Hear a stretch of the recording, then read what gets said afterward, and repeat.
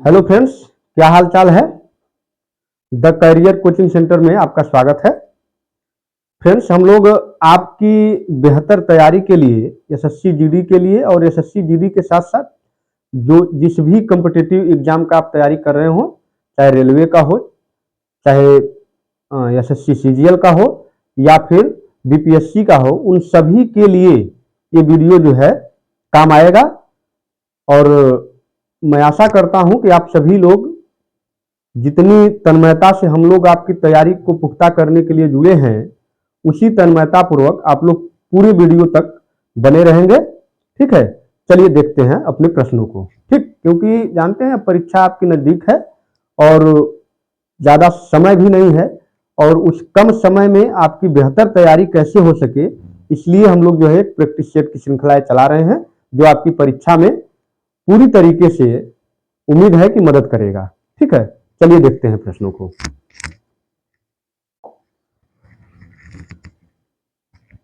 In which year was the word secular added to the preamble of the Indian Constitution? भारतीय संविधान की उद्देशिका में पंथ निरपेक्ष शब्द किस वर्ष जोड़ा गया? आप जानते हैं कि भारतीय संविधान की एक उद्देशिका है, प्रियम्बल है, जिसमें कहा गया है कि आप शुरुआत किससे होती है? हम भारत के लोग भारत को संपूर्ण प्रभुत्व संपन्न गणराज्य बनाने हेतु इस प्रकार से शुरू होता है। ठीक है, प्रियम्बल। तो कहा गया है कि पंथ निरपेक्ष, देखिए शुरू में उद्देशिका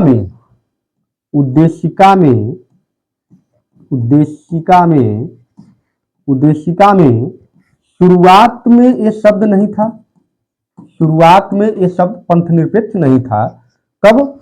42वां संविधान संशोधन, 42वां संविधान संशोधन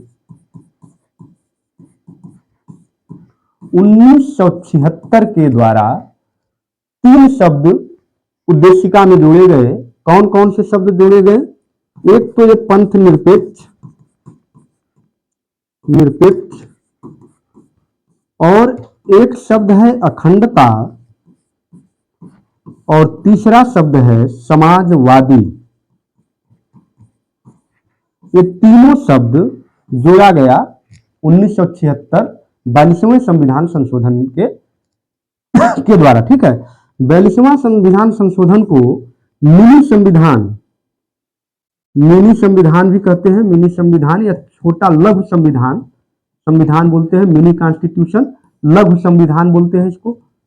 इसमें इतना ज्यादा संशोधन हो चुका था, इसलिए इसको जो है इसमें इतने ज्यादा परिवर्तन कर दिए गए थे, इसको लघु संविधान कहा गया। ठीक है, इसी के द्वारा 51A एक आर्टिकल है, 51A के द्वारा मौलिक कर्तव्यों को जोड़ा गया। किसे जोड़ा गया? मौलिक कर्तव्यों को जोड़ा गया। उस समय 10 मौलिक कर्तव्य थे, इस समय कितने हैं मौलिक कर्तव्यों की संख्या? 11 हो गई है, एक को बाद में जोड़ दिया गया। ठीक है, तो ये 42वां संविधान संशोधन 1976 के द्वारा ये पंथ निरपेक्ष शब्द जोड़ा गया। अब थोड़ा सा मैं और आपको बता दूं कि संविधान संशोधन करने की शक्ति किसके पास है? संविधान संशोधन की शक्ति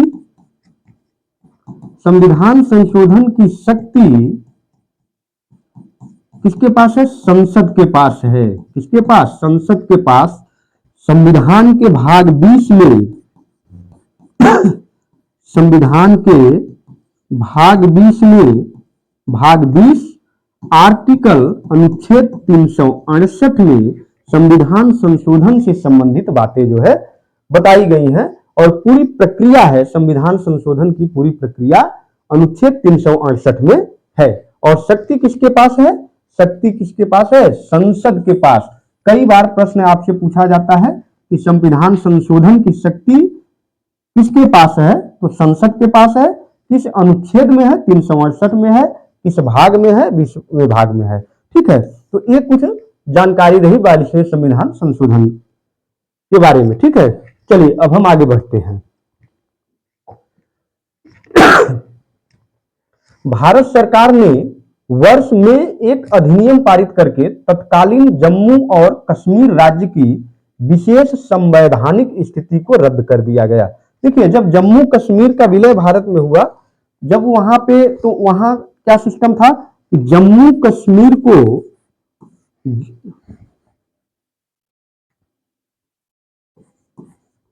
जम्मू कश्मीर को विशेष राज्य का दर्जा प्राप्त था। वैसे विशेष राज्य का दर्जा और भी राज्यों को प्राप्त है, लेकिन उन विशेष राज्य के दर्जा में और जम्मू कश्मीर के विशेष राज्य के दर्जा में अंतर है। इसमें यह था कि कोई भी व्यक्ति भारत के अन्य भागों का, कोई भी व्यक्ति किसी अन्य राज्य का वहां पे जाकर के रह नहीं, मतलब बस नहीं सकता था, स्थायी निवासी नहीं हो सकता था, जमीन नहीं खरीद सकता था। यानी आप काम कर सकते थे लेकिन वहां स्थायी निवासी वहां नहीं बन सकते थे। इस प्रकार से बहुत सारे प्राविधान इस विशेष राज्य के दर्जे के द्वारा दिया गया था। ठीक है, और उसके लिए धारा कौन सी थी? एक स्पेशल धारा थी 370 और कौन 35A और 370 दोनों को मिला करके उसे विशेष राज्य का दर्जा प्राप्त था। ठीक है, लेकिन 103वां संशोधन 2019, आप जानते हैं अगस्त 2019 कह सकते हैं, अगर और डालना है तो 5 अगस्त 2019 में इस विशेष राज्य के दर्जे को समाप्त कर दिया गया। तो इसका उत्तर कौन सा हो जाएगा? 2019। ठीक है, 2019 के द्वारा एक विधेयक पारित करके जम्मू कश्मीर के जो विशेष संवैधानिक स्थिति थी उसको समाप्त कर दिया गया और जम्मू कश्मीर को क्या कर दिया गया? केंद्र शासित प्रदेश हो गया है। अब केंद्र शासित प्रदेश है और उसमें 2 भाग कर दिया गया। एक तो जम्मू कश्मीर हो गया और दूसरा जम्मू कश्मीर एक हो गया, और दूसरा कौन सा है? दूसरा है लद्दाख, है ना। ये 2 भाग कर दिए गए जम्मू और कश्मीर के, एक लद्दाख और दूसरा जम्मू कश्मीर। ठीक है, और ये दोनों क्या है? यूनियन टेरिटरी है, केंद्र शासित प्रदेश है। ठीक, चलिए,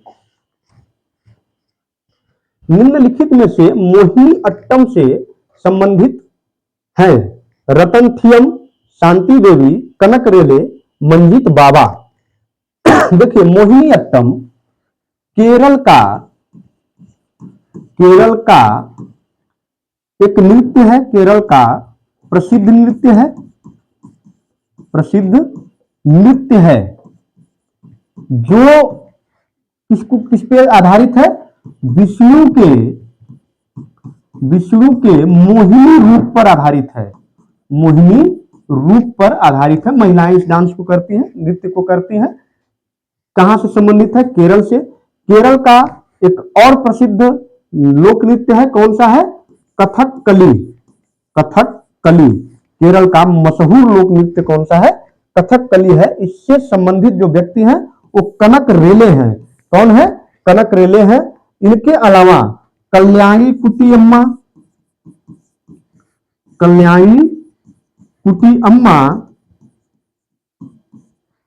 चिन्नामू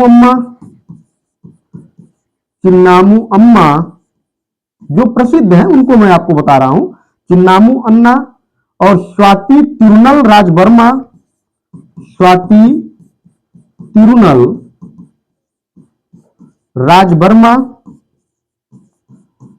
सुनंदा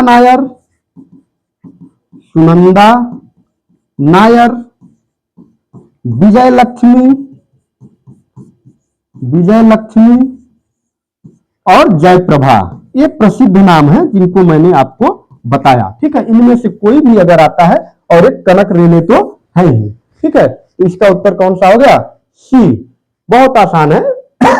कथकली, केरल। ठीक है, चलिए आगे बढ़ते हैं। भारत के संविधान के निम्नलिखित में से किस संशोधित अधिनियम ने रियासतों होना चाहिए, रियासतों, ठीक है, रियासतों के पूर्व शासकों के प्रीवी पर्स और विशेषाधिकार को समाप्त कर दिया। चलिए बताते हैं प्रीवी पर्स क्या है।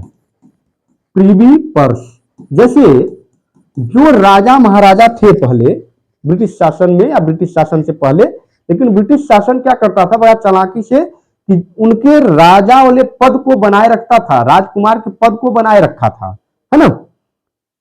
तो जब ब्रिटिश रूल समाप्त हुआ, भारत में लोकतंत्र की स्थापना हुई, तो जो राजा थे या उनके राजकुमार थे, तो उनको पेंशन दिया जाता था, एक विशेषाधिकार उनको प्राप्त था, विशेष रूप से उनको अधिकार प्राप्त था। और क्या था, उनको पेंशन दिया जाता था। लेकिन 26वें संविधान संशोधन, 26वें संविधान संशोधन, ठीक है, 1971 में, 1971 26वें संविधान संशोधन 1971 के माध्यम से लिखा गया है, 1971 के माध्यम से इस प्रीवी पर्स को, इस विशेषाधिकार को क्या कर दिया गया, समाप्त कर दिया गया। जो भुगतान किया जाता था पूर्व शासकों को, जो पैसा दिया जाता था, उसे समाप्त कर दिया गया। इंदिरा के साहसिक कार्यों में से यह सबसे साहसिक कार्यों में से इंदिरा गांधी के कहा जाता है। और कहा जाता है कि जो आगे चलकर इमरजेंसी लगी, तो इमरजेंसी की कहीं ना कहीं कहानी जो है प्रीवी पर्स वाले मामले से भी जुड़ी थी। ठीक है, तो इसका उत्तर कौन सा हो जाएगा, ए। ठीक, चलिए आगे बढ़ते हैं। भारत सरकार ने नोटबंदी की घोषणा कब की थी? काला धन वाला मामला है भाई। नोटबंदी आखिर क्यों किया गया था कि काला धन जो है समाप्त हो जाएगा, इसी उद्देश्य से किया गया था। 15-15 लाख सबके खाते में आएंगे, काला धन बाहर से आएगा तो रुपया इतना हो जाएगा कि भारत कोष में आएगा नहीं, भारतीय कोष में, तो सबके खाते में 15-15 लाख जो है प्रधानमंत्री देने वाले थे। उम्मीद है मिल भी गया होगा कुछ लोगों को, है कि नहीं। बहरहाल 15 लाख की बात छोड़िए, काला धन कितना आया इसकी भी कोई रिपोर्ट नहीं है। और जितनी प्रधानमंत्री जी ने आशा की थी कि इसे बंद कर देने से, नोटों को प्रचलन से बाहर कर देने पे काला धन आएगा, ऐसा कुछ हुआ नहीं। बल्कि हाँ, जो उनके मंत्रियों के पास काला धन था वो सफेद जरूर हो गया, व्हाइट जरूर हो गया, है ना, जो उनके लोगों के पास था। तो एक कब घोषणा की गई, सर्वविदित है, सबको मालूम है, कब है, 8 नवंबर 2016 प्रधानमंत्री जी घोषणा करते हैं कि 8 नवंबर 2016 रात्रि के 12 बजे के बाद 1000 और 500 के नोट लीगल नहीं रह जाएंगे, प्रचलन में नहीं रहेंगे। यही घोषणा थी ना जिससे देश की अर्थव्यवस्था को हिलाकर रख दिया था, है कि नहीं। लंबी लंबी लाइनें, किसके पीछे, एटीएम के पीछे लंबी लंबी लाइनें, है ना। तो 8 नवंबर 2016 हुआ कुछ नहीं, बस लोगों को परेशान किया गया। आगे चलिए। जनगणना के अनुसार भारत का तीसरा सबसे अधिक जनसंख्या वाला राज्य कौन सा है? देखिए, जनसंख्या में सबसे पहला स्थान किसका है, उत्तर प्रदेश, उत्तर प्रदेश। फिर दूसरा कौन सा है, महाराष्ट्र। तीसरा कौन सा है, बिहार। तीसरा पूछा है, उत्तर आपका बिहार है। ठीक है, बिहार। आंध्र प्रदेश है इसमें दिया गया है, तो आंध्र प्रदेश 2011 की जनगणना के अनुसार 5वें नंबर पर था, 5वें स्थान पर था। लेकिन आप जानते हैं कि 2014 में आंध्र प्रदेश 2 जून 2014 को आंध्र प्रदेश 2 राज्यों में विभक्त हो गया। एक इससे कटकर कौन सा राज्य बना, तेलंगाना बना। कौन सा राज्य बना भाई, तेलंगाना। तो अब जो जनगणना की रिपोर्ट आएगी उसमें अब किस स्थान पे आएगा देखा जाएगा। ठीक है, बहरहाल 2011 की जनगणना के अनुसार किस स्थान पे था, 5वें स्थान पर था। ठीक है, चलिए आगे बढ़ते हैं। अप्रत्यक्ष कर से संबंधित समिति है वांचू समिति, चलैया समिति, रेखी समिति, सरकारिया समिति। देखिए, अप्रत्यक्ष कर से जो समिति जुड़ी है वो कौन सी है, चलैया समिति, चलैया समिति। और कौन सी, झा समिति एक है, झा समिति। ठीक है, झा समिति एक किससे जुड़ी है, चलैया समिति और झा समिति अप्रत्यक्ष कर से, इनडायरेक्ट टैक्स से जुड़ी हुई समिति थी चलैया समिति। ठीक है, प्रमुख रूप से। इसके बाद इसमें एक और समिति है सरकारिया समिति, और सरकारिया समिति किस लिए है, केंद्र राज्य संबंध, केंद्र राज्य संबंध, केंद्र और राज्यों के बीच में संबंध कैसे होने चाहिए, क्या होने चाहिए, किस प्रकार से उनमें बंटवारा होना चाहिए, जो टैक्स है, इन सभी से जुड़े मुद्दों के लिए कौन सी समिति थी, सरकारिया समिति, है ना। न्यायाधीश, पूर्व न्यायाधीश राजेंद्र सिंह सरकारिया की अध्यक्षता में इस समिति को, उन्हीं के नाम पे सरकारिया आयोग बनाया गया, है ना। तो ये सरकारिया आयोग किससे जुड़ा है, केंद्र राज्य संबंधों से जुड़ा हुआ है, ठीक है। चलिए, स्थिरता के साथ विकास और आत्मनिर्भरता की प्रगतिशील उपलब्धि पंचवर्षीय योजना का उद्देश्य था। देखिए, पंचवर्षीय योजना की शुरुआत जो है 1951-52 से होती है, ठीक है। और क्या था कि 5 वर्षों के लिए योजना तैयार की जाती थी और उसका एक उद्देश्य, एक लक्ष्य रखा जाता था कि इसमें क्या होगा, ठीक है। जैसे पहले में था कि लोगों में कैसे, किस प्रकार से जो है मैनेज किया जाए पहले तो, ठीक है। दूसरे में था औद्योगिक विकास पे बल दिया गया, औद्योगिक विकास बढ़े हमारा, ठीक है। खेती बाड़ी वाला पहले वाले मामले पर था कि खेती किसानी जो है सही से चल पाए और उत्पादन जो है सही से हो पाए, ये पहले वाले में था। और दूसरे वाले में क्या था कि औद्योगिक विकास, है ना, इंडस्ट्रियल डेवलपमेंट की बात दूसरे वाले में कही गई। लेकिन यहाँ पे क्या पूछा गया है, आत्मनिर्भर विकास और आत्मनिर्भर की बात कही गई है। तो ये चौथा पंचवर्षीय योजना था, कब से, 1969 से लेकर 74 तक, 1969 से 1974 तक के चला। चौथा जो था, इसमें यह भी कहा गया, क्या इसका नारा भी था, गरीबी हटाओ, गरीबी हटाओ के नाम से भी दिया गया, ठीक है। गरीबी हटाओ, इंदिरा गांधी, आप जानते हैं। तो 1969 से 74 में चौथे पंचवर्षीय योजना का जो मुख्य उद्देश्य था, विकास और आत्मनिर्भरता या गरीबी हटाओ था, ठीक है।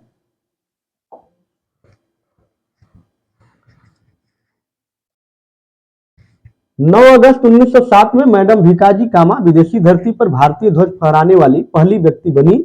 उन्होंने भारतीय ध्वज फहराया था, कहां पे फहराया था, जर्मनी में मैडम भीकाजी कामा ने जर्मनी में जो है, ये स्टटगार्ट, जर्मनी में एक स्थान है स्टटगार्ट, वहां पे इन्होंने तिरंगा फहराया और आजाद, इसे भारतीय स्वतंत्रता का झंडा भी कहा गया। क्या कहा गया, भारतीय स्वतंत्रता का झंडा कहा गया, स्वतंत्रता का झंडा कहा गया। लेकिन इसमें थोड़ा सा मिस्टाइप हुआ है, 9 अगस्त नहीं है, ये 22 अगस्त है, इसको आप बना लीजिएगा, 22 अगस्त है, ठीक है। क्या है, 22 अगस्त है, यहाँ पे मिस्टाइप हुआ है। 22 अगस्त 1907 में मैडम भीकाजी कामा ने विदेशी धरती पर पहली महिला बनी थी, जिन्होंने, पहली व्यक्ति बनी थी, महिला ही नहीं, पहली व्यक्ति बनी थी जिन्होंने भारतीय ध्वज को फहराया था। और जर्मनी में फहराया था, कहां पे फहराया था, स्टटगार्ट में फहराया था, जिसे भारतीय स्वतंत्रता का झंडा भी कहा गया, ठीक है। चलिए आगे बढ़ते हैं। तिरुवती राय निम्नलिखित में से किस भारतीय राज्य का सांस्कृतिक उत्सव है। थोड़ा सा मिस्टाइप हमारे ख्याल से हुआ है, तिरुवती न है, शायद तिरुवती न है, ऐसे एक केरल का है। कहां का है, केरल का है। महिलाएं डांस करती हैं, उसमें हाथों से ऐसे ऐसे तालियां बजाती हैं, उसी को तिरुवथीनल बोला जाता है शायद, मेरे ख्याल से, ठीक है। इसमें थोड़ा सा मिस्टाइप हो गया है, ठीक। तिरुवथिरा, ठीक, याद आया, तिरुवथिरा कहा जाता है इसको, ठीक है। इसको बना लीजिएगा, तिरुवथिरा है ये, ठीक। केरल में नृत्य किया जाता है, सांस्कृतिक उत्सव है जो केरल में किया जाता है, ठीक है। निम्नलिखित में से कौन सी पुस्तक रस्किन बॉन्ड द्वारा नहीं लिखी गई है, ठीक है। रोडम टू मसूरी है, the room on the roof, midnight children, the blue umbrella. नहीं, देखिए शब्द को पकड़िए, क्या पूछा है, नहीं लिखी गई है। यह नहीं पूछा गया है कि कौन सी लिखी गई है, नहीं लिखी गई है। तो रोड टू मसूरी बिल्कुल है, किसकी पुस्तक है, रस्किन बॉन्ड की है। द रून ऑफ द रूफ ये भी रस्किन बॉन्ड की है। द ब्लू अम्ब्रेला ये भी रस्किन बॉन्ड की है। जबकि मिड नाइट चिल्ड्रेन, इसका उत्तर कौन सा है? मिड नाइट चिल्ड्रेन ये किसकी पुस्तक है? सलमान रुश्दी की है। किसकी पुस्तक है? सलमान रुश्दी ये पुस्तक है, जो 1981 में इन्होंने लिखा। और किस विषय पर लिखा? स्वतंत्रता और भारत विभाजन पे पुस्तक लिखी गई है। किसकी पुस्तक है? सलमान रुश्दी की मिडनाइट चिल्ड्रेन। ठीक है। निम्नलिखित में से किस जनजाति द्वारा देवी सरस्वती की पूजा करने के लिए घूमर नृत्य शैली को विकसित किया गया था? सहरिया, गुर्जर, गोंड या फिर भील? देखिए, सबसे पहले तो आप समझिए कि घूमर नृत्य कहां का है। घूमर नृत्य राजस्थान का है। घूमर रे राजस्थान में गाया जाता है ना, जो महिलाएं घूंघट काट करके नृत्य करती हैं, घूमर नृत्य। ठीक है, ऐसे बना करके, घेरा बना करके महिलाएं नृत्य करती हैं, उसको घूमर नृत्य कहा जाता है। तो ये घूमर नृत्य, लोक नृत्य कहाँ का है? राजस्थान का है। और सरस्वती देवी की पूजा के लिए जो विकसित किया गया वो भीलों द्वारा, भील एक जनजाति है, उनके द्वारा इस नृत्य को किया गया। बाद में वहां के रजवाड़ों ने इसे अपना लिया। ठीक है, बाद में जो राजपूत थे उन्होंने इस नृत्य को अपना लिया, लेकिन शुरुआत किससे हुई? भीलों से हुई। ठीक है, भीलों द्वारा की गई शुरुआत सरस्वती देवी की पूजा के लिए किया जाने वाला नृत्य था। ठीक है।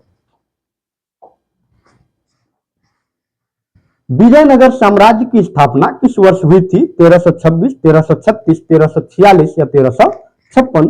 सब 1300 है, तो इसमें 1336 है। देखिए, 18 अप्रैल 1336 को दो भाइयों, संगमा वंश के दो भाइयों हरिहर राय और बुक्का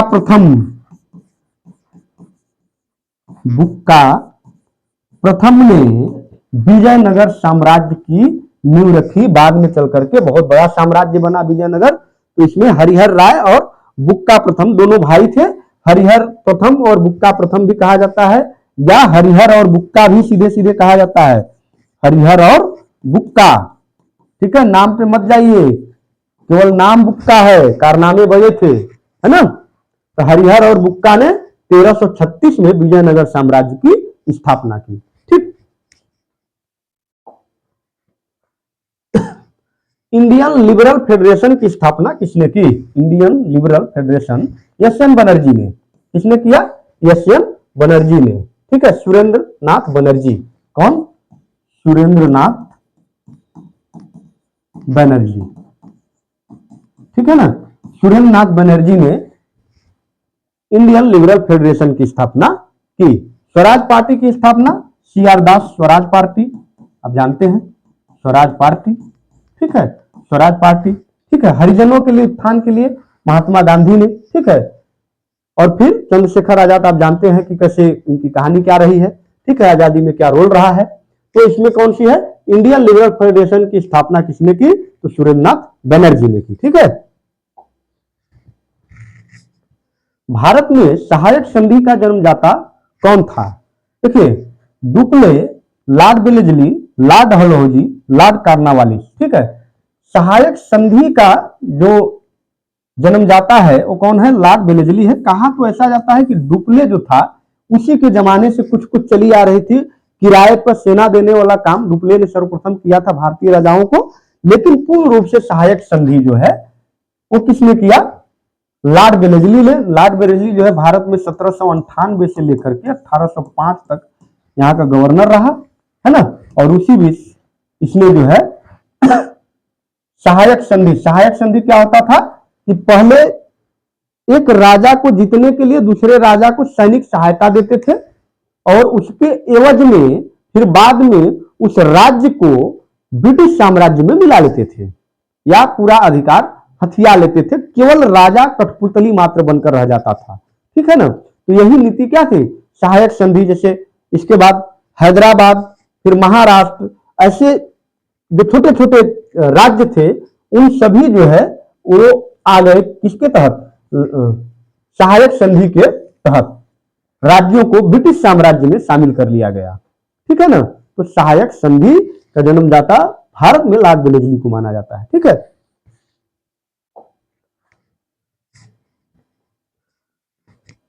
Kaushalya maternity scheme is a scheme of which government. Kaushalya होना चाहिए। कौशल्या मातृत्व योजना किस सरकार की योजना है? छत्तीसगढ़ की है भाई, छत्तीसगढ़ की। 2022 में वहां के मुख्यमंत्री भूपेश बघेल ने माताओं के लिए, जो मातृत्व मतलब जो महिलाएं नवजात शिशुओं को जन्म देती थी, उनके लिए इस योजना को लॉन्च किया गया, कौशल्या मातृत्व योजना। और लॉन्च कहां पे हुआ?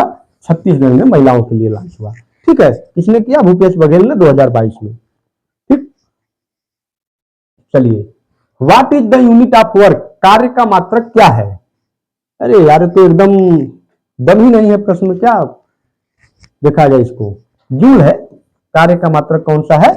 जूल है कार्य का मात्रक, जूल है। और आप जानते हैं कि वाट किसका मात्रक है? शक्ति का मात्रक है, पावर का। शक्ति का मात्रक, शक्ति या सामर्थ्य का मात्रक कौन है? सामर्थ्य।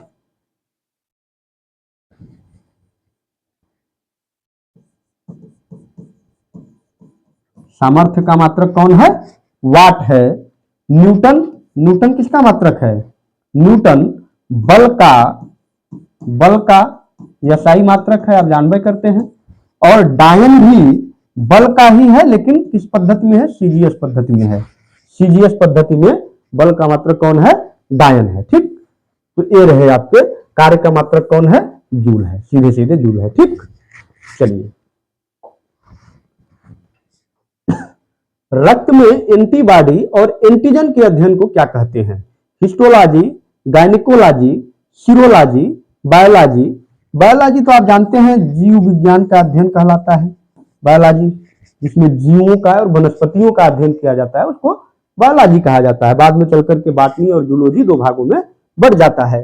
ठीक है, हिस्टोलॉजी, एक्चुअल में हिस्टोलॉजी जो है ऊतक विज्ञान से संबंधित है। किससे संबंधित है?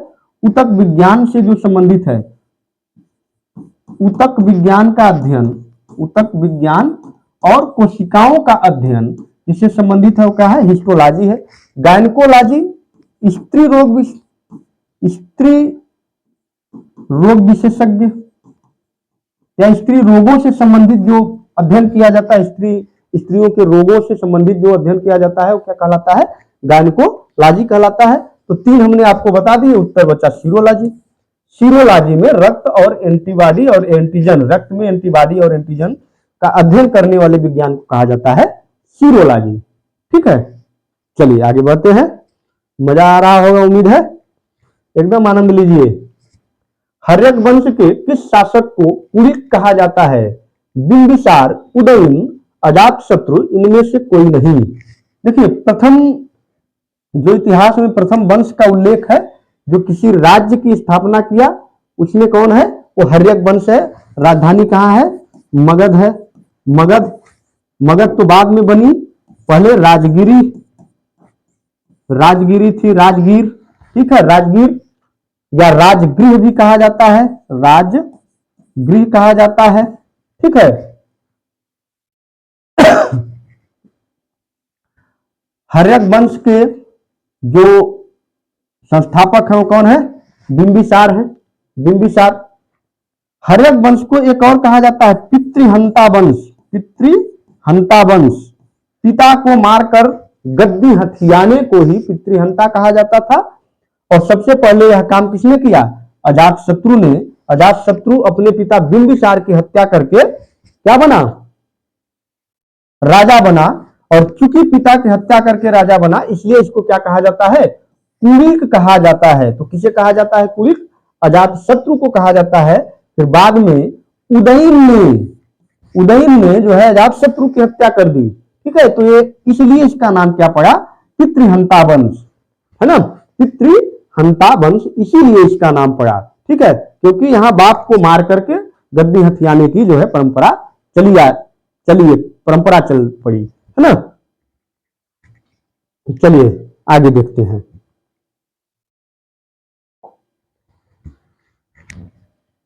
प्राणहिता वन्य जीव अभयारण्य जो खबरों में था किस राज्य में स्थित है?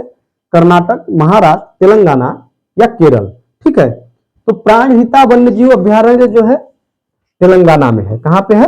तेलंगाना में है। प्राणहिता नदी जानते हैं कि आंध्र प्रदेश, तेलंगाना, छत्तीसगढ़ से निकलते हुए जाती है। ठीक है, तो प्राणहिता वन्य जीव अभयारण्य कहां पे है? तेलंगाना में है। ठीक है, कहां पे? तेलंगाना में। तो ये रहे आज के हमारे 20 प्रश्न और उम्मीद है कि आप अंत तक बने होंगे और आपको ये वीडियो अच्छा लगा होगा। यदि अच्छा लगा है तो वीडियो को लाइक, सब्सक्राइब और शेयर जरूर करें। धन्यवाद। जय हिंद।